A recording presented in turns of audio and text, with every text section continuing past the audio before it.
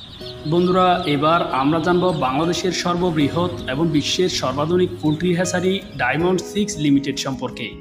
Diamond 6 poultry জগতে বাংলাদেশের স্বনামধন্য কোম্পানি ডায়মন্ড গ্রুপের একটি অঙ্গ প্রতিষ্ঠান। গাজীপুরের কাপাসিয়া উপজেলার টুক ইউনিয়নের বীর উজলি গ্রামে এটির অবস্থান। শুধু মুরগির বাচ্চা উৎপাদন নয়, মুরগির ডিম উৎপাদনেও প্রতিষ্ঠানটি দেশসেরা। এই একটি প্রতিষ্ঠানই দিনে 15 লাখের বেশি ডিম উৎপাদন করে দেশের বাজারে সরবরাহ করে।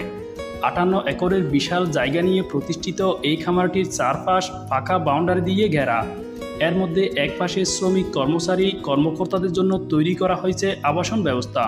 তাদের থাকা, খাওয়া, বিনোদন সহ জীবনধারণের সকল উপকরণাদির ব্যবস্থা সেখানেই করা আছে। চারপাশে বাউন্ডারি করা খামার এরিয়ার মাঝে আবার আলাদা বাউন্ডারি দিয়ে স্থাপন করা হয়েছে মূল খামার, যেখানে বাচ্চা উৎপাদনের উপযোগী ডিম পাড়ার জন্য 2 লাখের অধিক বাছাইকৃত লেয়ার মুরগি পালন করা হয়। ইতালি থেকে আমদানিকৃত অত্যাধুনিক কলোনি কেজে জীবাণুমুক্ত পরিবেশে পালিত হয় এখানকার মুরগিগুলো, ফলে তাদের থেকে প্রাপ্ত ডিমও হয় জীবাণুমুক্ত। খামারটিতে প্রতি 10টি মুরগির বিপরীতে একটি করে মোরগ রাখা হয়।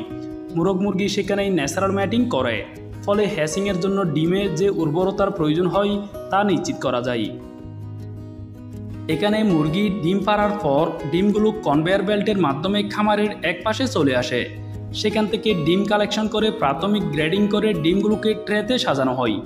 এরপর কোল্ড রুমে রেখে ডিমের ফেমিগেশন অর্থাৎ রাসায়নিক উপাদান ব্যবহার করে ডিমের সংস্পর্শে থাকা ক্ষতিকর জীবাণু, ব্যাকটেরিয়া ও ছত্রাক ধ্বংস করা হয়।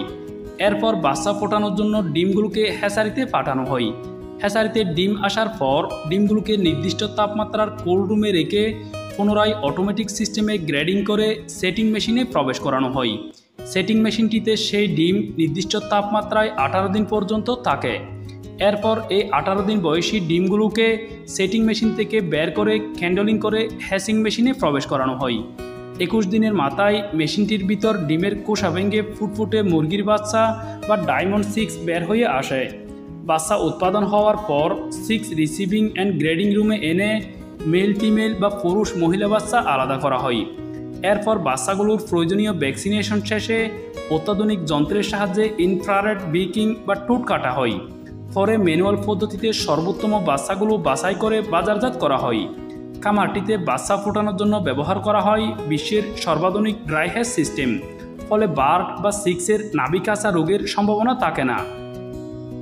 বিশ্বের সর্বাধুনিক টেকনোলজির ব্যবহার ও ইউরোপিয়ান স্ট্যান্ডার্ড অনুসরণ করে সম্পূর্ণ জীবাণুমুক্ত পরিবেশে ফার্মটির মুরগিগুলোকে লালন পালন করা হয়, ফলে এখানে উৎপাদিত বাচ্চাগুলো হয় সুস্থ সবল। পাশাপাশি নিজস্ব ফ্যাক্টরিতে উৎপাদিত উন্নতমানের পোলট্রি ফিড কোনো ধরনের হাতের স্পর্শ ছাড়াই সম্পূর্ণ স্বয়ংক্রিয় পদ্ধতিতে খামারটির মোরগ মুরগিদের সরবরাহ করা হয়, ফলে খাবারের অপচয় হয় কম। এই খামারের আরেকটি বিশেষ দিক হচ্ছে এর বায়ু সিকিউরিটি। কেউ খামারটিতে প্রবেশ করতে চাইলে প্রথমে তাকে গোসল করে জীবাণুমুক্ত পোশাক পরিধান করতে হয়।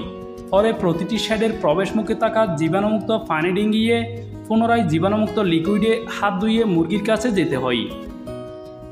বাংলাদেশের সর্ববৃহৎ ও সর্বাধুনিক এই হ্যাচারিটিতে প্রতিদিন প্রায় 2 লাখ লেয়ার মুরগির বাচ্চা উৎপাদন হয়, যা ডিম উৎপাদনকারী বড় বড় ফার্ম থেকে শুরু করে দেশের প্রত্যন্ত অঞ্চলের ক্ষুদ্র ক্ষুদ্র খামারিদের সরবরাহ করা হয়।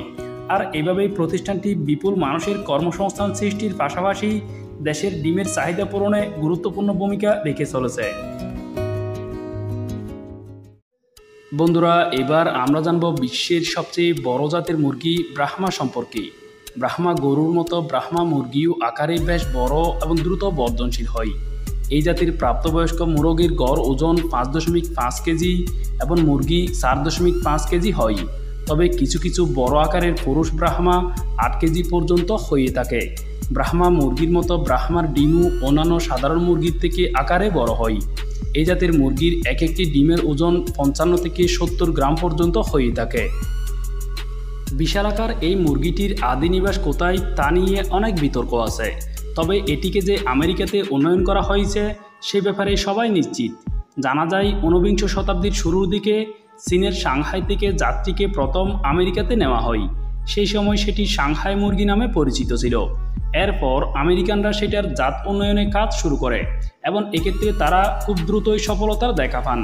সবথেকে বড় বিষয়ের ব্যাপার হলো ব্রাহ্মা মুরগিকে উন্নত করার জন্য বাংলাদেশের চট্টগ্রামের এক বিশেষ প্রজাতির মুরগিকে ব্যবহার করা হয়। এর ফলে ব্রাহ্মা মুরগির আকার ও ওজনে এক বিশাল পরিবর্তন আসে। জাত উন্নয়নের পর বেশ কয়েক বছর এটির কোনো সুনির্দিষ্ট নাম ছিল না, এক একজন সেটাকে এক এক নামে ডাকত। অবশেষে 1852 সালে আমেরিকার বোস্টনে পোল্ট্রি বিচারকদের একটি সভায় সেটিকে ব্রহ্মপুত্র নামে ডাকার সিদ্ধান্ত হয়। পরবর্তীতে নামটি ব্রহ্মপুত্র থেকে ব্রাহ্মাতে রূপান্তরিত হয়। আকারে বড় এবং দ্রুত বর্ধনশীল হওয়ায় 1850 সাল থেকে 1930 সাল পর্যন্ত ব্রাহ্মা মুরগি মাংসের জন্য আমেরিকার প্রধান মুরগির জাত হিসেবে গণ্য ছিল। পরবর্তীতে জাতটি ধীরে ধীরে অন্যান্য দেশেও ছড়িয়ে পড়ে। বর্তমানে আমাদের দেশেও ব্রাহ্মা জাতের মুরগি পালন শুরু হয়েছে, তবে এখনও সেটা শৌখিন পর্যায়ে সীমাবদ্ধ। মাংসের জন্য বাণিজ্যিক ভিত্তিতে সেটার পালন এখনও অতটা হয় না। আকারে বড় এবং দেখতে সুন্দর হওয়ায় অনেকে এটিকে পোষা প্রাণী হিসেবে পালন করেন। এরা সাধারণত সাদা, ধূসর এবং সোনালী এই 3 রঙের হয়ে থাকে। সাদা জাতের ব্রাহ্মার শরীরের বেশিরভাগ অংশ সাদা হয়, তবে ঘাড় থেকে পিঠ পর্যন্ত কালো কালো ছোপ থাকে। আর ধূসর রঙের ব্রাহ্মা মুরগির পুরো শরীর ধূসর বা কিছুটা ছাই রঙের হলেও মাথা থেকে গলা পর্যন্ত সাদা রঙের হয়। শৌখিন কবুতরের মতো ব্রাহ্মা মুরগির পাও বড় বড় ফালকে ঢাকা থাকে। শারীরিক গঠন, সৌন্দর্য এবং নম্র স্বভাবের কারণে বর্তমানে জাতটি পোষা প্রাণী হিসেবে বাংলাদেশে ব্যাপক জনপ্রিয় হয়ে উঠতেছে। এখন বাংলাদেশের অনেক খামারি শৌখিন মুরগি হিসেবে বিক্রির উদ্দেশ্যে এটা পালন করে বেশ ভালো টাকা আয় করছেন। শৌখিনতা ছাড়াও ব্রাহ্মা মুরগি মাংসের একটি সহজ উৎসও। এই জাতের মুরগি থেকে অন্যান্য দেশীয় মুরগির তুলনায় কয়েক গুণ বেশি মাংস পাওয়া যায়, যা দেশের মাংসের চাহিদা পূরণে সহায়ক ভূমিকা রাখতে পারে। তাছাড়া গরম বা ঠান্ডা যে কোনো আবহাওয়াতে এরা খুব সহজে নিজেদের মানিয়ে নেয়, ফলে কেউ চাইলে বাণিজ্যিক ভিত্তিতে এটা পালন করে স্বাবলম্বী হতে পারেন। আসার কথা হলো, সংখ্যায় কম হলেও ইতিমধ্যে বাংলাদেশের অনেকে বাণিজ্যিক ভিত্তিতে ব্রাহ্মা মুরগি পালন শুরু করেছেন। এটি অব্যাহত থাকলে আগামী দিনে বাংলাদেশে মাংস উৎপাদনের নতুন একটি ক্ষেত্র সৃষ্টি হবে বলে আশা করা যায়।